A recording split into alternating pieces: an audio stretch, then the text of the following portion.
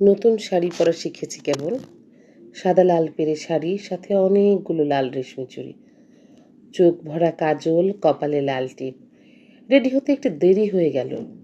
গন্তব্য শহীদ শাহাবুদ্দিন পার্ক। রাস্তার জ্যাম ঠেলে যখন পৌঁছেছি তখন কথা অনুযায়ী অলরেডি 2 ঘন্টা লেট। যখন দেখা হলো বান্ধবীদের সাথে, তারা খুশি হলো বটে, কিন্তু রাগও দেখালো। সেলফি তুলতে যেই যাব, ওই সময় একজন পিছন থেকে বেলি ফুলের মালা দিয়ে বলে, শুধু এই মালাটা চুলে দিলেই আপনার সাজটা কমপ্লিট হয়ে যাবে, এমনিতেই আপনাকে অনেক সুন্দর লাগছে। যাই হোক, আমি রুদ্র, আপনি? আমি একটু অপ্রস্তুত হয়ে বলি, মেঘলা। আপনি চাইলেই এটি পড়তে পারেন, বলে সে চলে যায়। বাকিরা একটু হাসাহাসি করে।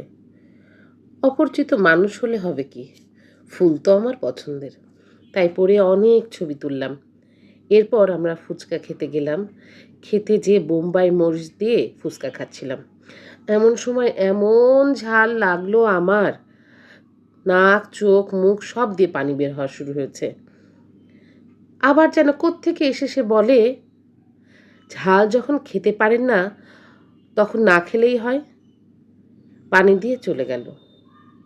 খানিক পরিচিত, আসলে কি বলবো বুঝতে পারছি না, অল্প পরিচিত না বেশি পরিচিত, নাকি সে আগন্তুক। এরপর থেকে আমি তাকে খুঁজতে লাগলাম, কিন্তু আর দেখা হলো না। রাত হচ্ছে দেখে বাসায় চলে আসি। তবে কেন জানি মনে হচ্ছিল নাম্বারটা রাখলেও পারতাম। বাসায় পৌঁছানোর ঠিক 17 মিনিটের মাথায় একটা আননোন নাম্বার থেকে ফোন আসে। একটু বারান্দায় আসবেন? আমাকে সে কোনো কথা বলার সুযোগ দিল না। আমি তার গলা শুনেই বুঝতে পারলাম সে আর কেউ নয়, রুদ্র।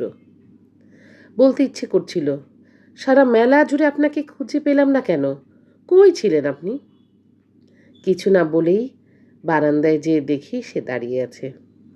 আমি বোকার মতো দাঁড়িয়ে আছি, কোনো প্রশ্ন না করে, কথা না বলে। কেমন যেন ঘুর ঘুর কাজ করছে। সেই থেকে তার সাথে কথা বলা শুরু। আমি শুধু বোকার মতো করে তার কথা শুনি। এত সুন্দর করে কেউ আদর মাখাভাবে বকতে পারে, এটা ভাবতেও অবাক লাগে। এভাবেই চলছে আমাদের নামহীন ভালো লাগার গল্প।